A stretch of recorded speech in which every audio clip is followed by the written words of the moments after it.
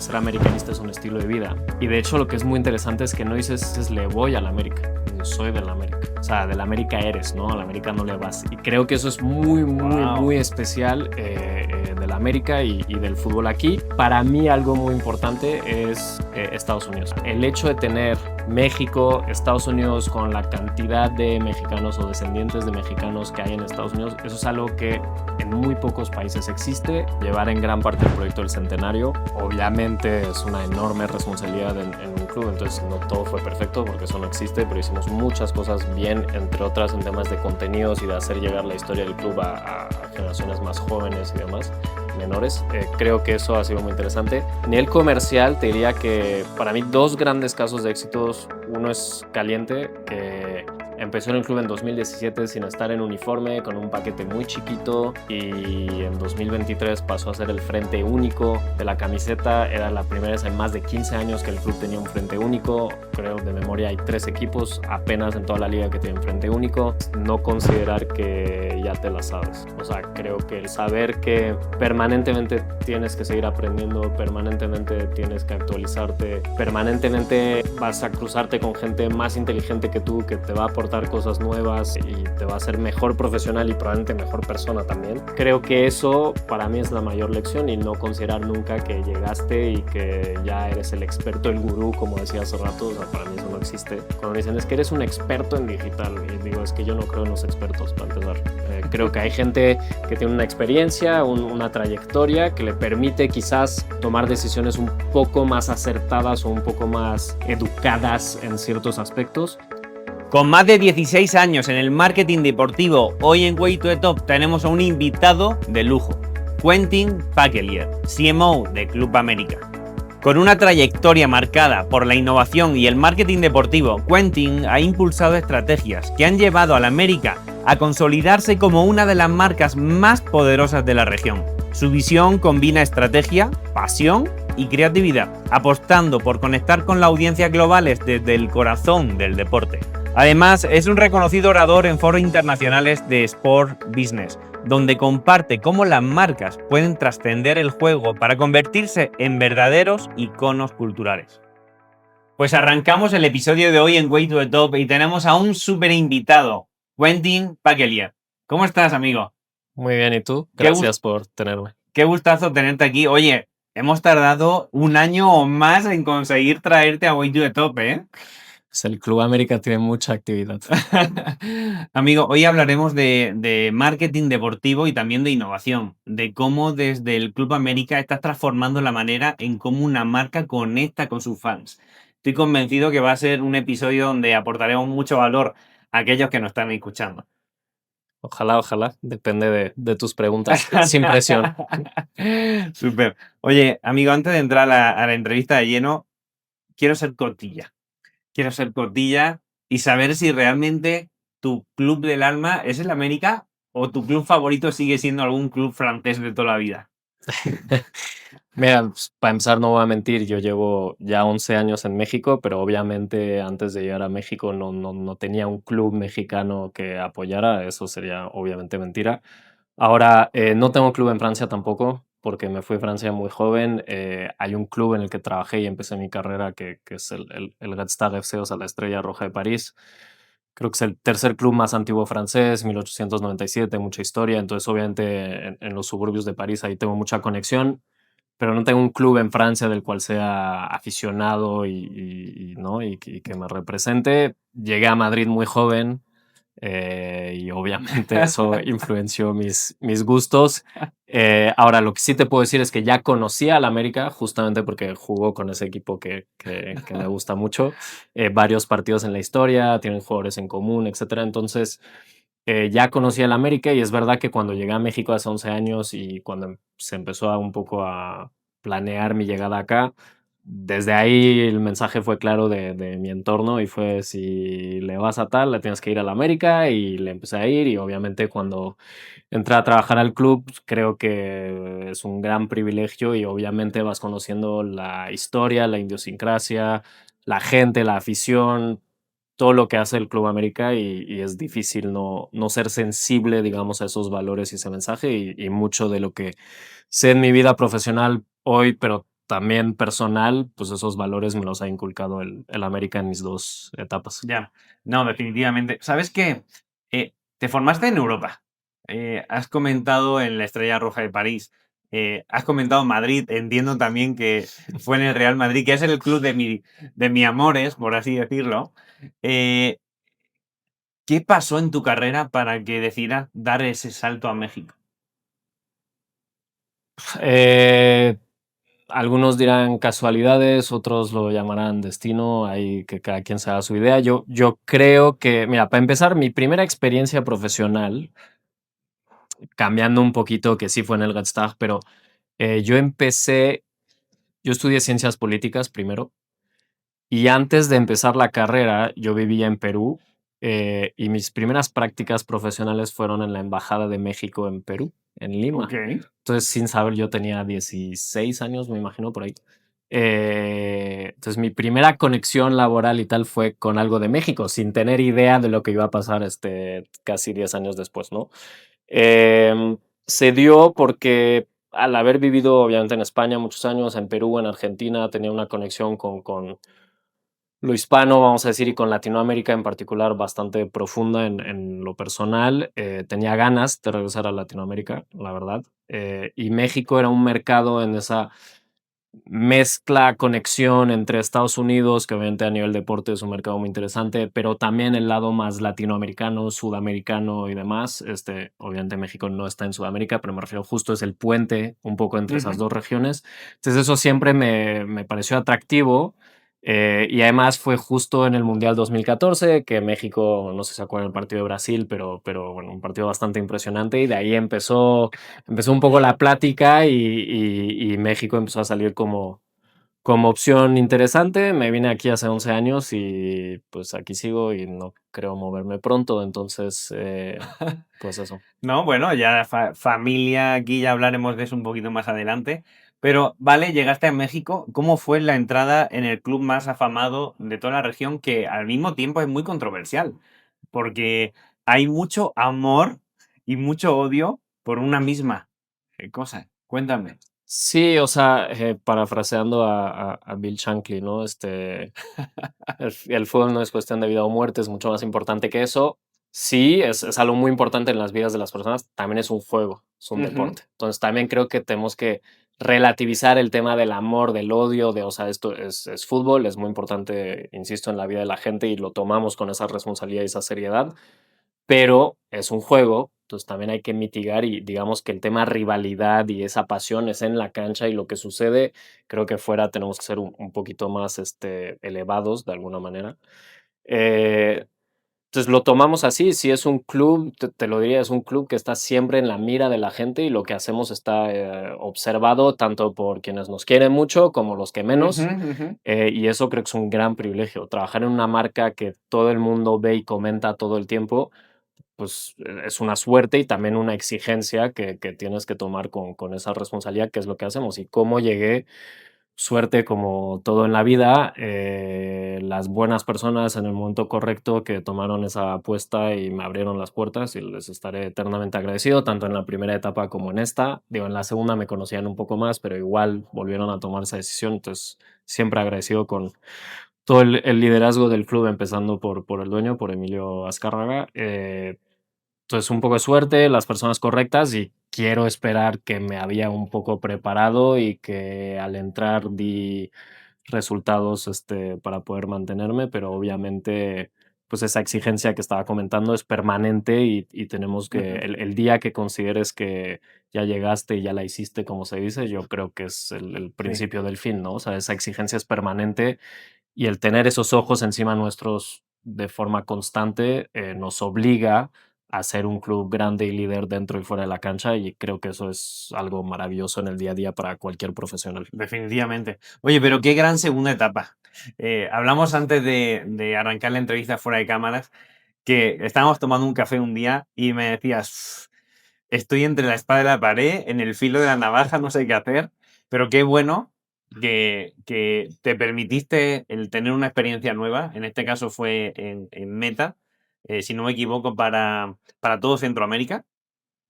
Y qué bueno que tomaste la decisión también de volver de nuevo al club de los amores. Sí, sí, a ver, tomé la decisión. Más bien me dieron la oportunidad e insisto, estaré eternamente agradecido y leal por lo mismo. Creo que al final a mí me sirvió muchísimo salir y también ver otras cosas, crecer. Llevaba casi 4 años en el club. Creo que se cumplía un poco una etapa, un ciclo en general. También era otro momento del club y al final en Meta me abrieron las puertas, aprendí muchísimo. Pude tocar otros deportes, pude tocar otro tipo de propiedades, no solo clubes, ligas, federaciones, medios, creadores, creadoras, atletas, marcas, o sea, realmente apasionante en ese sentido lo que hicimos. Eh, y el tener la oportunidad, ¿no? Y el de poder regresar a un club que me lo dio todo y del que sí ahora, para retomar la primera pregunta, sí soy aficionado, digo, lo tengo tatuado, o sea, realmente un club muy importante para mí en mi vida y demás.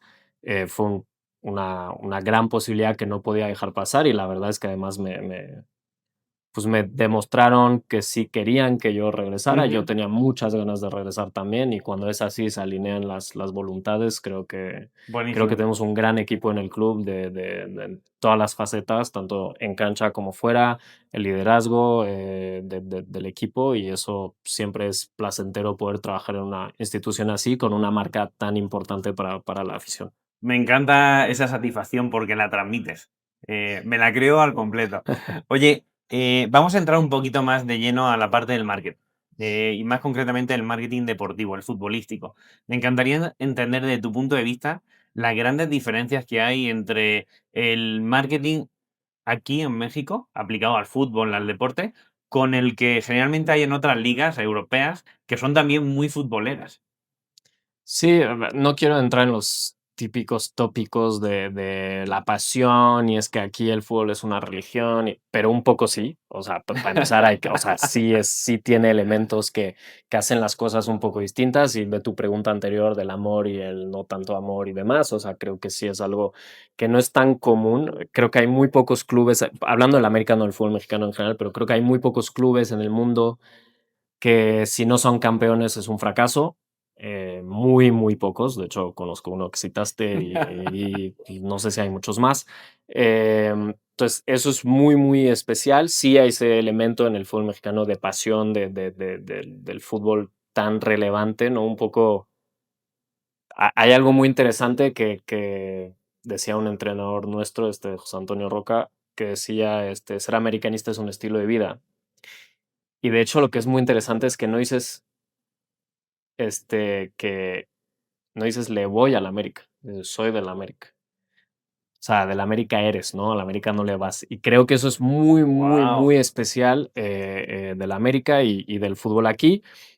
Ya más en términos un poco más concretos, profesionales, te diría que, aunque eso influye obviamente, pero te diría que el sistema de competición, creo que también cambia el hecho que hay una liguilla, es muy distinto, aunque hay ligas europeas que copiaron sus modelos o que van ajustando, pero como la liga francesa femenina, por ejemplo, o sea, creo que eso lo hace diferente por esencia y hace la labor de marketing diferente también, porque el producto es distinto.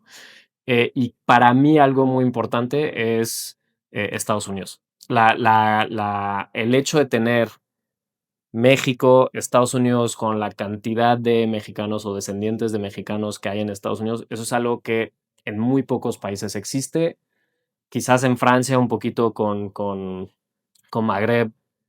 A mí me pasó, de hecho, en el Red Star jugamos contra Luis Madalger, o sea, el club de Argel, uno de los clubes, para no pelearme con nadie, uno de los clubes más grandes de Argel. Y fue así, era un partido a puerta cerrada, amistoso, un club de tercera, o sea, y pues, llegó una cantidad de gente de descendientes de segunda, tercera generación y lo vi, pero obviamente es a escalas distintas porque aquí estás hablando 130 millones de mexicanos más menos y más menos 40 en Estados Unidos, pues ya obviamente es un universo distinto. Eso creo que es muy, muy específico de México. ¿No estás alcanzando tus objetivos de negocio? Estrategias eternas, licitaciones desgastantes y partners que no están dando resultados. Te presento a Y Innovation Hub, el primer hub de innovación de marketing de Latinoamérica. Agenda una sesión gratis gracias a Way to the Top en yinnovationhub.com. Oye, ¿y cómo es la estrategia de marketing que hacéis para fortalecer la marca, pues, en el mercado estadounidense y a nivel global? Sí, mira, yo creo que el famoso tema de internacionalización para los clubes, ¿no? Es quizás más difícil o diferente en clubes europeos donde tienen varios mercados secundarios, que puede ser el sureste asiático, puede ser el propio Estados Unidos, puede ser Suramérica, puede ser ahora Oriente Medio, un montón. Nosotros creo que la prioridad es muy clara porque no consideramos que tenemos un mercado secundario, sino un segundo mercado primario, digamos. Al final tenemos 45 millones de fans en el mundo. De esos, 30 millones están en México, o sea, 2 tercios, y un tercio que son 15 millones, que es enorme, que no sabe que sería la afición principal de, no sé, quitando el top 25 de todos los clubes del mundo, están en Estados Unidos. Entonces eso nos obliga también a tener presencia con ellos, y presencia no es solo que es muy importante, pero ir a jugar unos partidos al año, sino también constantemente estar en contacto con ellos y con ellas de una forma u otra, ¿no? Entonces eso obviamente orienta muchísimo la estrategia de internacionalización y de marca en general, porque estás hablando a audiencias muy distintas. Ya. Oye, ¿me puedes repetir el dato de aficionados que hay del América en el mundo? La estimación, ya sabes, cuánta afición tiene cada club, obviamente son estudios, estimaciones y demás, pero son 45 millones, ¿no? Y de esos, digo, 30 están aquí y 15 están en Estados Unidos. Pero 45 millones, amigo, es como mi país, es como si fuera España. Está cabrón, ¿no? Perdón la expresión. No, insisto, para nosotros la afición es lo principal, con lo cual obviamente es una gran responsabilidad y pues tienes una responsabilidad hacia muchísima gente. Oye, desde que entraste al club, si puedes comentarlo, porque hay veces que no se pueden contar las cosas. Tú fuera de cámara me dijiste que tú venías con todo y a lo que yo te preguntara.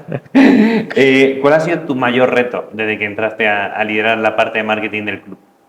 Pues creo que va ligado un poco a lo que estábamos comentando. No me gusta mucho usar la palabra presión, porque presión es no saber si le vas a poder dar a tus hijos de comer en la noche. Creo que lo nuestro no es presión, pero exigencia, digamos, ese nivel de exigencia no es para todo el mundo.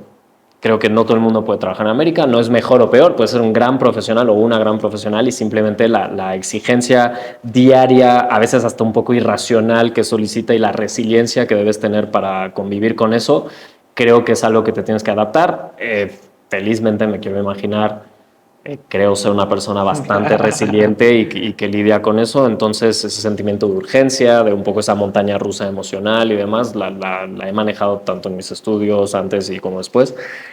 Creo. Y la otra es entender bien la idiosincrasia del club. Creo que en un club tan grande, una marca tan potente, que como hablamos está en la mirada de todos y todas, para bien o para mal, que todos los medios de comunicación también saben que hablar de ti, y no necesariamente de manera positiva, pues vende. Todo eso, entenderlo bien y saber cómo manejarlo, y no significa que no nos equivoquemos, obviamente nos equivocamos a veces, pero entender cómo manejarlo, creo que eso es muy importante. Para mí sí tiene una idiosincrasia muy similar al que es el club más grande del mundo, y creo que ahí hay cosas que quizás el conocer de cerca como aficionado también, y como becario, pero sobre todo como aficionado, lo que pasaba en el otro lado me ayudó, ¿no?, a tener esa adaptación, y lo que decía, los valores que tiene este club, la verdad, y lo que representa para la gente en términos de grandeza dentro y fuera, de aspiración, de modelo, es algo increíble, pero también es algo al que te tienes que adaptar y tienes que entender rápidamente. O sea, la curva de aprendizaje es bastante corta, como en todos los grandes clubes. Pues me encantaría abrir un nuevo melón, pero antes me gustaría invitar a la audiencia que nos está viendo a que suscribiera en nuestro canal de YouTube. Aquí en este código QR lo escanea, lo llevan directamente allí para que no se pierda esta y otras entrevistas con líderes, con visionarios, con personas de las que aprendemos muchísimo. Y si de verdad quieres estar al día, enciende la campanita, porque es lo que te va a ayudar realmente a que te avisen de cada episodio que vayamos lanzando. Quentin, me encantaría tirar un poquito más de ese último hilo que estás dejando. El Club América es mucho más que un club. Significa y representa mucha historia, una identidad global muy importante y, por supuesto, muchas emociones que continuamente están moviendo a la gente. ¿Cuál crees tú que es el propósito real de la marca? Pues digo, me voy a repetir un poquito, pero creo que eso de ser un estilo de vida, ¿no?, y de lo que representas en la vida de las personas para la afición, o sea, tener el fan y la fan en el centro, creo que es muy, muy importante para nosotros. Sabemos que representamos, como dijiste, más allá del fútbol, un tema de identidad, un tema de aspiración, y eso es un poco el propósito del club, ¿no? Y la campaña grandes de corazón y ese lema, digamos, que hemos cambiado.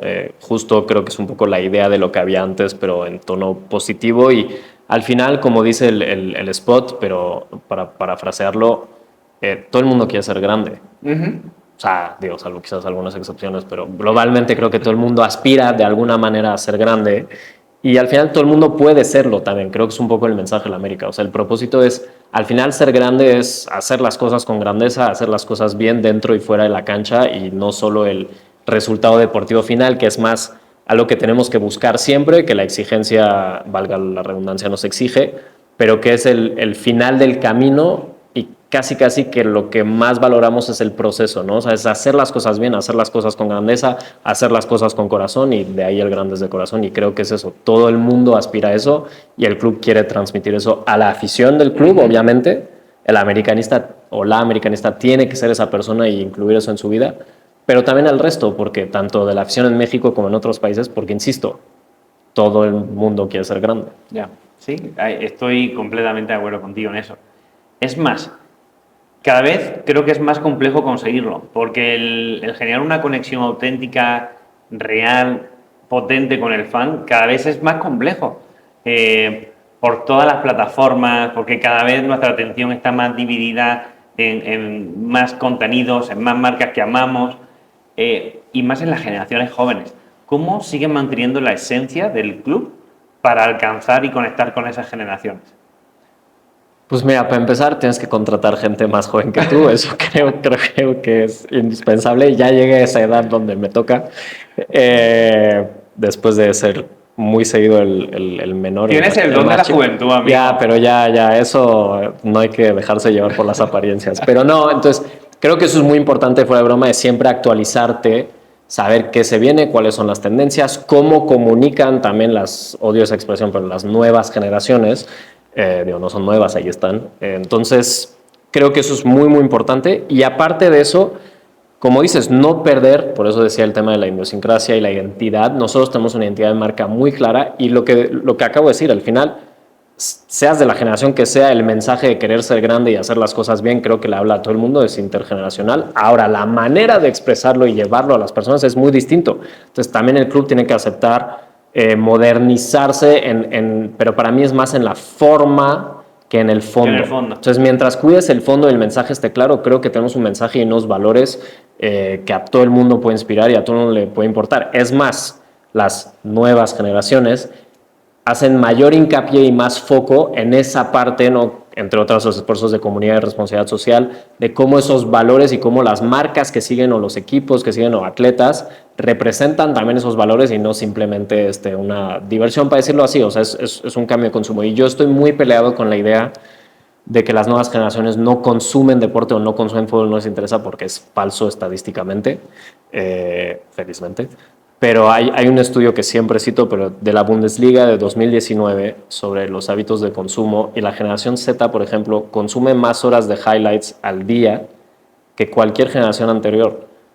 Lo que pasa es lo que les cuesta es sentarse quizás 90 minutos en un sillón solos en su casa para ver un partido. Puede ser, y hasta eso es discutible, pero puede ser. Lo que pasa es entonces la forma tiene que cambiar y cómo les hacemos llegar el mensaje. El fondo del mensaje es el mismo y para nosotros es ser grandes de corazón porque representa todos los valores y la historia del club.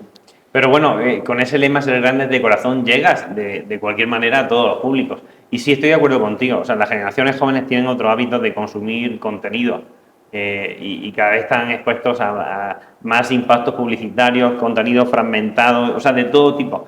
Y si ese es el formato que les gusta, pues ahí es como hay que dárselo, ¿no? ¿Me podrías contar algún caso de éxito, alguna campaña publicitaria que hayas liderado en el club que para ti haya sido un antes y un después en tu carrera? A ver, primero me tocó, obviamente, con todo un equipo detrás, con el apoyo en su momento de Televisa y de todo la dirección del club, llevar en gran parte el proyecto del Centenario. Obviamente es una enorme responsabilidad en un club, entonces, y creo que sí, no todo fue perfecto porque eso no existe, pero hicimos muchas cosas bien, entre otras en temas de contenidos y de hacer llegar la historia del club a generaciones más jóvenes y demás, menores. Creo que eso ha sido muy interesante. A nivel comercial, te diría que para mí dos grandes casos de éxitos. Uno es Caliente, que empezó en el club en 2017 sin estar en uniforme, con un paquete muy chiquito, y en 2023 pasó a ser el frente único de la camiseta. Era la primera vez en más de 15 años que el club tenía un frente único. Creo de memoria hay 3 equipos apenas en toda la liga que tienen frente único. Entonces era algo muy, muy fuerte y creo que esa campaña y cómo llegamos un poco a todo el mundo con ese mensaje, digo, además luego ganamos muchos títulos con esa playera, esas playas, lo que ayuda obviamente, pero creo que ese ejemplo de empezar hace 8 años con o sea, una colaboración mucho más chica y hoy que sea el patrocinador principal, creo que eso es muy fuerte. Y la otra, después de 25 años con una marca americana, pasamos a Adidas este verano, ¿no? En el 1 de julio. Y creo que el spot y la campaña y todo el lanzamiento, que es récord histórico de ventas de uniforme en muchos aspectos, ha sido un gran logro. Pero, por ejemplo, el spot le llegó a más de 36 millones de personas en redes, hizo más de 100 millones de views. Creo que eso es un éxito y creo que ese lanzamiento de un cambio después de 25 años, o sea, es mucha exigencia otra vez, pero es un privilegio poder planear un cambio de marca después de 25 años. Creo que no pasa todos los días en los clubes grandes. Sí. Entonces, eso fue increíble y efectivamente creo que donde hemos puesto la barra con nuestros socios de Adidas para el lanzamiento de esta nueva colección, nos exige y nos obliga para las futuras y va a estar muy interesante. Me encanta. ¿Cuántos años habéis firmado con Adidas? Unos cuantos. Bueno, era curiosidad. Oye, amigo, estarás conmigo que en el marketing deportivo se está generando una revolución enorme. O sea, apalancada de tecnología, de datos, de mucha creatividad. ¿Qué tendencias crees que son las que están marcando la industria en los próximos años? Pues te voy a decir lo mismo que te dicen todos. O sea, obviamente la inteligencia artificial y obviamente todo el tema de data son cosas que van a redefinir quizás ciertos procesos, ciertas estrategias, pero yo solo haría un llamado un poco a la cautela en el sentido de que son herramientas y creo que el error que tenemos quienes lideramos en general los esfuerzos de marketing o así es querer subirnos y entonces ir como locos sin entender necesariamente bien lo que hay alrededor. Al final son herramientas, como lo fueron otras antes y como lo van a hacer otras después. Probablemente no estoy minimizando el impacto que va a tener, porque efectivamente va a ser y es enorme, pero creo que lo que tenemos que aprender primero, entender bien cómo funcionan, para qué pudieran funcionar en nuestra realidad y adaptarlas, tropicalizarlas a lo que hacemos, ¿no? Pero nosotros ya hay temas donde obviamente lo estamos usando e implementando y creo que cada vez va a ser más y nos tenemos que saber transformar, ¿no? Conforme la industria también va cambiando. Oye, ¿cómo estás innovando en el club para generar esas relaciones más personalizadas, esas experiencias más inmersivas? Porque a día de hoy tenemos cada vez más posibilidades gracias a esta herramienta, a estas tecnologías para hacerlo. ¿Pero qué estáis haciendo hoy en día? Creo lo que se nos olvida a veces como industria es quién está en el centro de esto. Fans, o sea, la afición y atletas. Entonces, tomando eso en cuenta, ¿qué estamos dando a ambas partes, ¿no? Como servicio y como conexión, como bien dices, personalizada? La parte de atletas no me voy a meter tanto porque no es algo que me toque en el día a día, aunque pueda estar enterado, pero no lo veo y aunque a veces de un lado a otro pueden pasar cosas y aprender, ¿no? De hecho, el uso de inteligencia artificial para el análisis de datos llegó mucho más por la parte deportiva y ahora lo usamos en las otras partes y es interesante cómo hay esa conexión. Ahora, de poner la afición en el centro, o sea, el fan o la fan, creo que hay herramientas hoy en día con inteligencia artificial, pero también con todo el tema de la estructura de datos, single sign-on, data lake, CDP, CRM, etcétera, etcétera, que permite conectar con cada aficionado o aficionada de manera mucho más personal, entender mejor también cuáles son sus necesidades, qué esperan para poder entregarles un mejor producto, servicio, etcétera, ¿no? Entonces, y sobre todo pensando que nosotros lidiamos con su pasión, creo que tenemos otra vez esa responsabilidad adicional de poder ofrecerles realmente qué es lo que están buscando, ¿no? Y no necesariamente qué es lo que nosotros queremos. Hay que lograr hacer esa simbiosis entre las dos cosas. Pero todo esto que estás comentando, conectado con la pasión y el lema que tenéis, también es un reto en el negocio del sport business. O sea, porque están redefiniendo también cómo se hacían las cosas antes. ¿Esto tú crees que está afectando de alguna manera a tu rol de CMO? Este episodio es patrocinado por Fractus. Invierte en fracciones y genera ingresos mensuales, o bien disfruta en el paraíso por una fracción del costo. Creo, mira, para empezar, yo los puestos, roles, siglas, creo que lo que importa es qué haces en el día a día ¿no? y cuál es la misión, el rol, tanto mío como sobre todo de los equipos que tengo el privilegio, la fortuna de liderar, y la confianza que la dirección pone sobre mí para liderar esos proyectos. Sí ha cambiado. Te diría que mi scope de hace 10 años sobre el de hoy ha cambiado tanto, ahí sí, tanto en la forma como en el fondo. Creo que han cambiado las dos. Como te decía, bromeando, tienes que tener gente, no es gente más joven, pero mucho más preparada que tú. Creo que hay un poco un tabú a veces a decir de, no, es que esta persona en mi equipo, yo quiero en mi equipo, no acabé mi frase, pero la gente en mi equipo tiene que ser mejor que yo en las cosas para las que están contratadas. O sea, y no tengo ningún apuro, ningún problema en decirlo y creo que o sea, hay que tener la humildad también de, no existen los todólogos, no existen los gurús. Si los cruzan, váyanse corriendo. Yo no pretendo ser uno, me queda claro que me tengo que actualizar permanentemente, que hay temáticas en las que no me voy a poder actualizar y voy a tener que tener gente que me va a aportar ese valor. Al final, mi rol es un poco arbitrar de alguna manera, supervisar, entender un poco de todo, pero no soy especialista de todos esos temas. El que diga que lo es una mentira, ¿no? O sea, entonces una falacia. Entonces yo creo, para mí es eso, el rol es, la mayor capacidad que debemos tener es la toma de decisiones bajo presión, otra vez ya hablé del tema de presión, pero eso, el coordinar todos esos esfuerzos y contratar gente capaz. O sea, para mí eso es lo más importante. El lado humano y el capital humano es lo que hace toda la diferencia, para que tengan visión estratégica, que sean más expertos que tú o expertas en los diferentes temas. Por ejemplo, si queremos crecer en el club o en mi área el uso que tenemos de la inteligencia artificial, tengo que traer a alguien que estudia eso o que ha estudiado eso, probablemente sea más joven por mera matemática, pero eh, que venga y que nos aporte esa experiencia, por más que sea corta, y esa expertise, ¿no? Y yo no tengo ningún problema con eso, al revés, creo que lo otro lo encuentro bastante mediocre, ¿no? O sea, no contrato a alguien mejor que yo porque luego, no, pues, yo contrato, yo las personas que contrato trato de que sean mejores que yo, al menos en algo, y lo son en muchas cosas, pero para justamente que aporten valor y que el área crezca. O sea, si lo que hacemos en el club mejora, a mí me va a ir mejor y a ellos y a ellas también. O sea, eso es clarísimo. ¿Sabes qué es un reto gestionar equipos de alto rendimiento?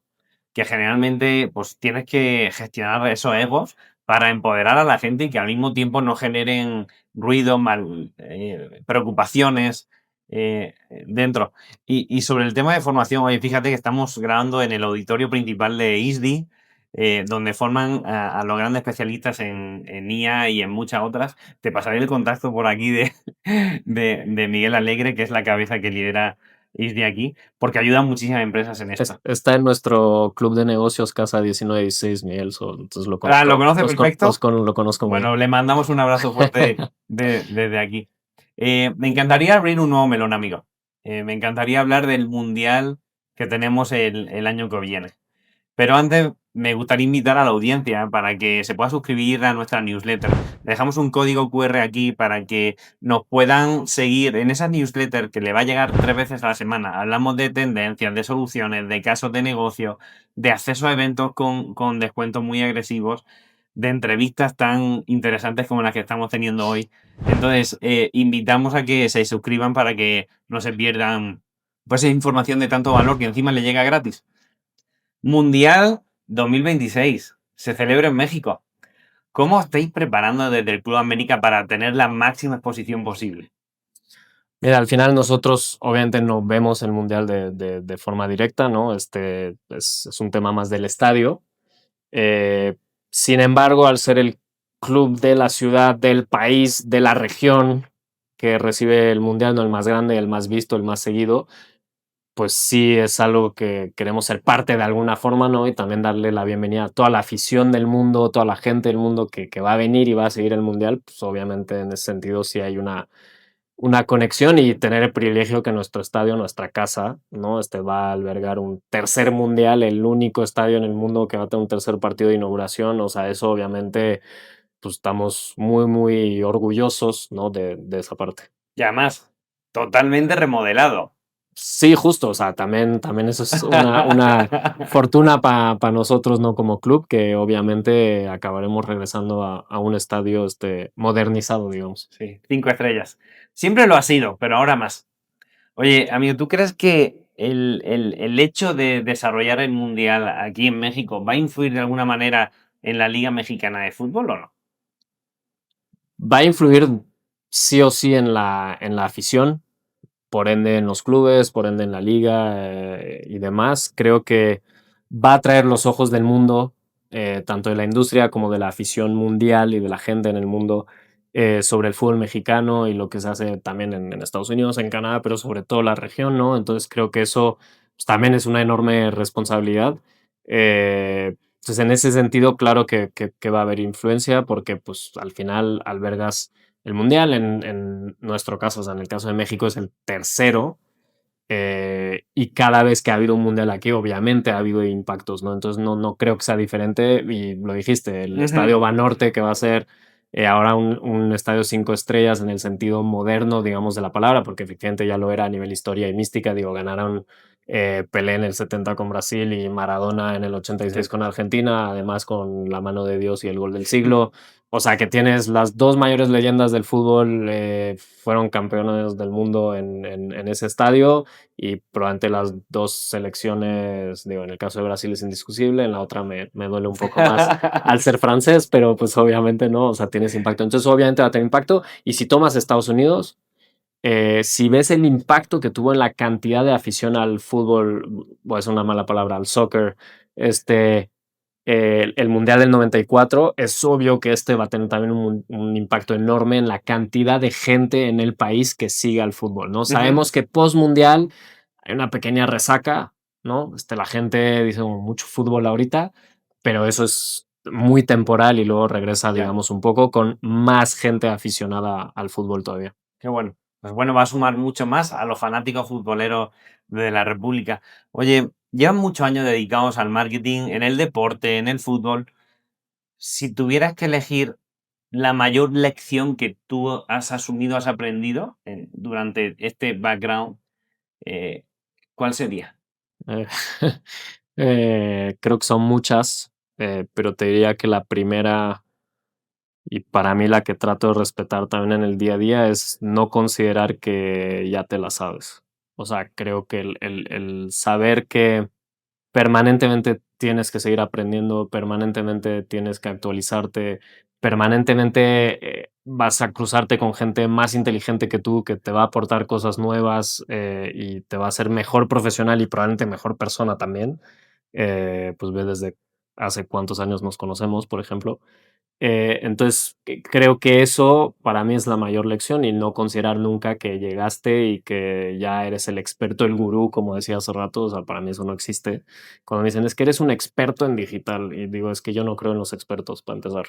Creo que hay gente que tiene una experiencia, una trayectoria que le permite quizás tomar decisiones un poco más acertadas o un poco más educadas en ciertos aspectos, pero solo es eso. Y Ya. eso da muchas vueltas muy rápido, y en esta industria nunca sabes, entonces, y en ninguna en realidad. Y creo que es un aprendizaje que me dio esta industria, pero que en realidad es replicable a todo, y que probablemente viene también de la educación que he tenido la fortuna de recibir de mis padres. Pues sí. Bueno, pues le damos un saludo aquí a tus padres si ven esta entrevista. Oye, amigo, hay mucha gente viéndonos, muchos de ellos se dedican al marketing y posiblemente te tienen a ti como me encantaría hacer y llegar a donde Quentin está llegando en el club de sus amores. ¿Qué consejo le darías? Primero porque ven solo el lado glamour de la industria, y no ven la otra parte, pero no, El consejo que diría va un poco ligado a lo que te acabo de decir. Creo que es seguir aprendiendo, seguir capacitándote permanentemente. También estar dispuesto a pensar cuál es el valor que tú traes a la mesa para una institución deportiva, en realidad para la que sea, pero por lo que me preguntas en la Ujú. industria deportiva, ¿cuál es el valor que tú sumas? Y no tienes que estar necesariamente en la industria misma para hacerlo. O sea, es muy difícil porque siempre, ¿no? Es como cuando contratas a alguien que acaba de graduarse y dicen, es que te hace falta experiencia. Pues sí, si nadie se la da, no la va a tener nunca. Entonces, no me gusta eso. Y en el deporte es lo mismo. Es que no tiene experiencia en deporte. Bueno, pero quizás justamente pueda aportar cosas distintas, ¿no? O sea, yo empecé a trabajar en el Redstag, perdón que lo diga con tono francés, pero y yo estudiaba, o sea, estaba en maestría en ciencias políticas, que ciencias políticas es diferente aquí, pero bueno, da igual.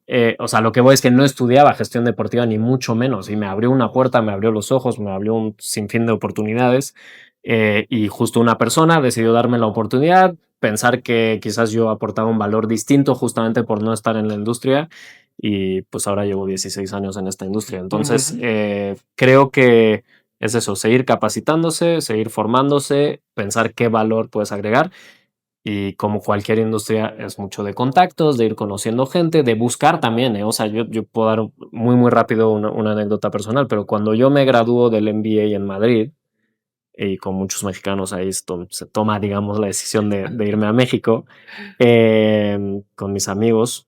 De ahí yo me regreso a casa de mis padres durante un mes, más o menos.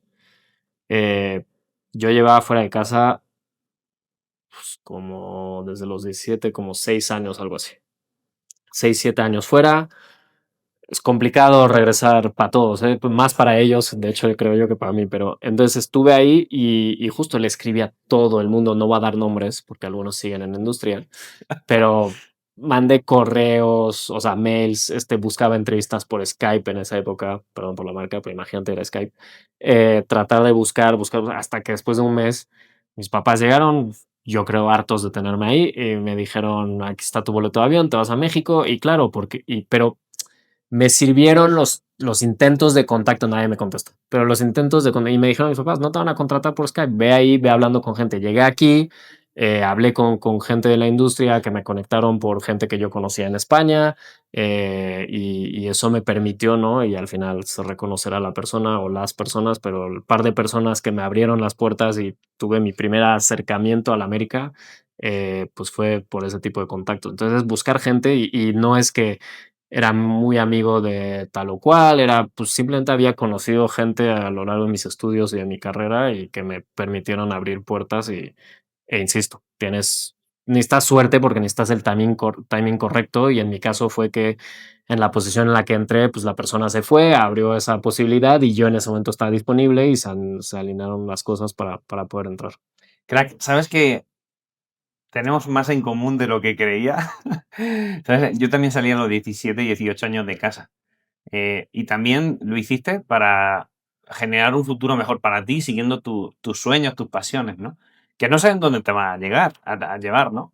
Eh, me dijiste, estuviste en Madrid, volviste un mes a casa y luego te viniste a México a buscar oportunidades por tu propia, o sea, por ti solo, o sea, y tocar puertas y presentar la posibilidad de sumarte a un proyecto interesante.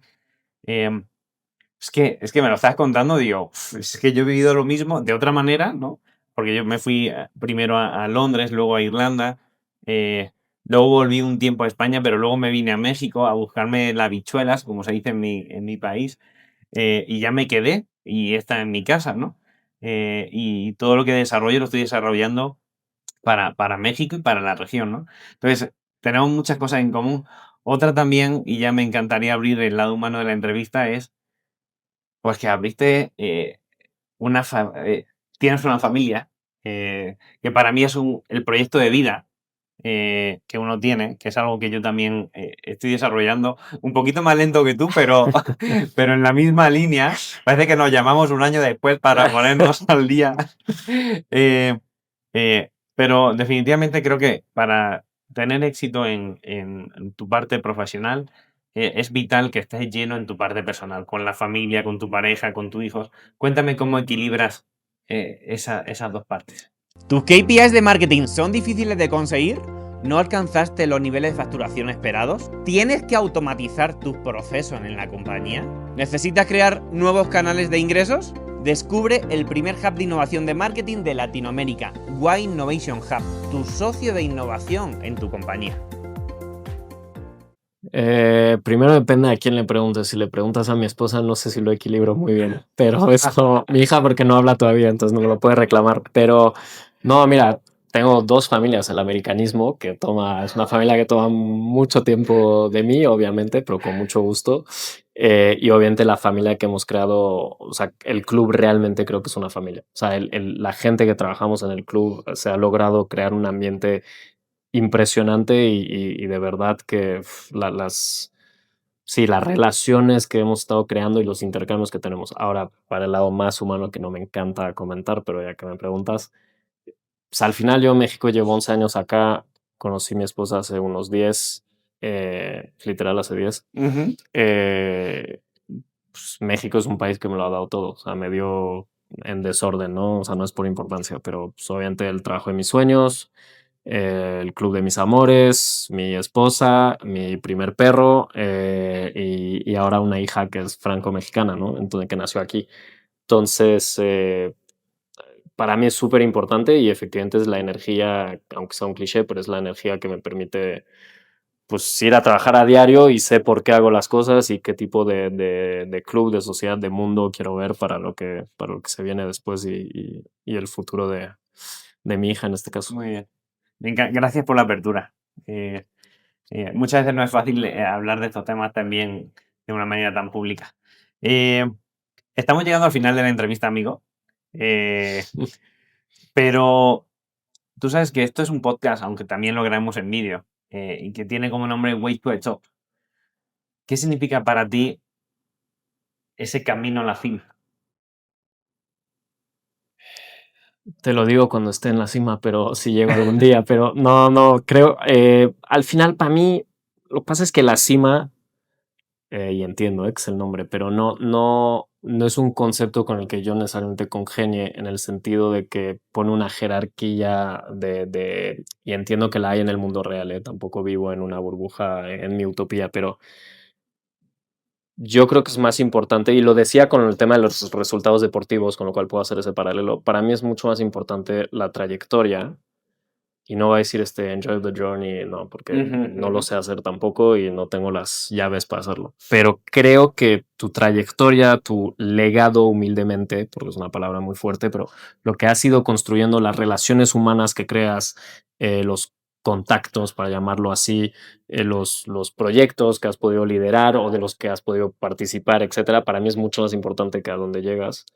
Y al final a dónde llegas, no sé si es tan relevante mientras tú estés contento y estés generando valor. ¿Qué significa generar valor? Será algo muy distinto para todo el mundo, puede ser económico, que no es realmente mi caso, puede ser pues, un tema más de justo, ¿no? ¿A qué aspiras y cuáles son tus valores y cómo quieres que eso permee, ¿no? Con lo que haces en el día a día y ya si lo logras y lo haces bien o no es otro debate, pero justo o sea, al final yo creo que es un poco cómo has construido esto y a dónde llegas. Lo decías tú mismo, cuando sales de casa con 17, 18 años, tendrás aspiraciones, sueños, ambiciones en el buen sentido de la palabra, no a cualquier precio, pero no tienes idea a dónde vas. O sea, yo esa pregunta de ¿a dónde te ves en 5 años? No tengo ni idea.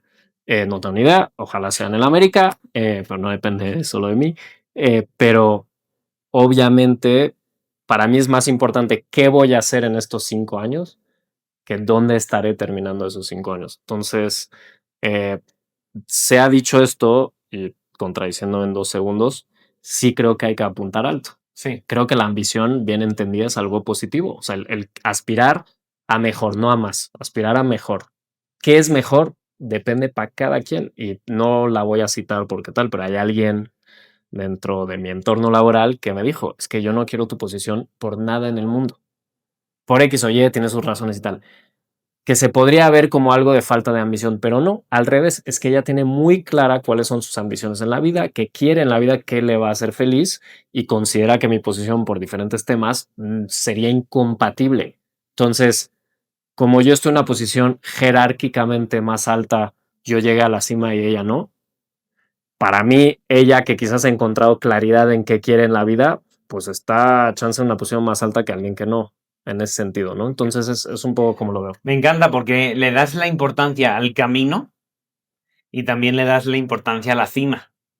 Y el juego entre las dos es lo que hace que sea maravilloso, ¿no? Si tuvieras que sintetizar en una sola frase tu filosofía de vida, ¿cuál sería? Pues va, va a resonar mucho con el tema de Grandes de Corazón, pero hay un rapero francés, Youssoufa, no sé si es de él la frase o no, pero que dice en una de sus canciones, eh, tengo que traducir, pero no hagas grandes cosas, pero haz pequeñas cosas con grandeza. Y para mí es un poco eso, o sea, solemos tener los delirio de grandeza y querer hacer todo en gigante y cambiar el mundo y sigo queriendo cambiar el mundo, por eso estudio ciencias políticas, pero creo que al final en el día a día lo que haces y un poco esa trayectoria, ese camino, ¿no? El camino se hace al andar, creo que es eso, es quizás no vas a hacer las más grandes cosas o no tienes la opción de por un sinfín de razones, pero en tu día a día y en todo lo que haces, tanto en lo personal como en lo profesional, familiar y demás, tu vida privada y pública, si lo que puedes hacer, las pequeñas o no, pero todas las cosas que haces las haces con grandeza, eh, entendiendo grandeza a cada quien lo que quiere, creo que eso es lo importante. Gracias por compartirlo, amigo. A ti. Amigo, estarás conmigo que una conversación de calidad se merece tener un brindis de altura. Y me encantaría, en representación de todo el equipo de Way to the Top, entregarte un obsequio. Es uno de mis vinos favoritos, Muchas gracias. Emilio Moro. Es un Muchas vino de gracias. Ribera del Duero. Tiene una tradición de más de 100 años. Y estoy seguro que es el vino ideal para compartir esos logros que dejan huella en tu familia y en el equipo. Te lo agradezco mucho. Mi esposa estará muy feliz. Qué bueno, pues que lo disfruten mucho. Gracias. Muchas gracias por venir a esta entrevista. Sé que ha sido difícil coordinarla, que tu agenda es realmente complicada, pero lo hemos conseguido. Muchas gracias. A ustedes. ¿Dónde te puede encontrar la audiencia? Soy bastante discreto, justamente, pero estoy en LinkedIn, ahí me pueden encontrar y siempre contesto, tardo, pero siempre contesto. Y pues luego en congresos, summits de la industria, pues, suelo tener la fortuna de que me invitan representando al club, obviamente es por el club, no por mí, pero pues feliz de cruzarme con las personas ahí. Y si no, pues estoy en América, en el club, en las instalaciones o en el estadio muy, muy seguido. Entonces, con mucho gusto. Muy bien, pues muchas gracias de nuevo por tu A apertura ustedes. y por acceder a tener esta entrevista. Gracias. Esto ha sido todo en Way to the Top.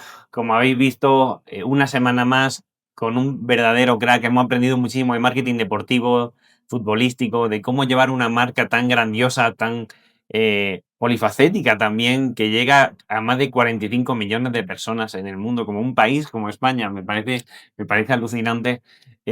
Si no te quieres perder esta entrevista, te invito a que nos sigas en nuestro canal de YouTube o en Spotify como @JuanCuarteroOficial o @Way to the Top.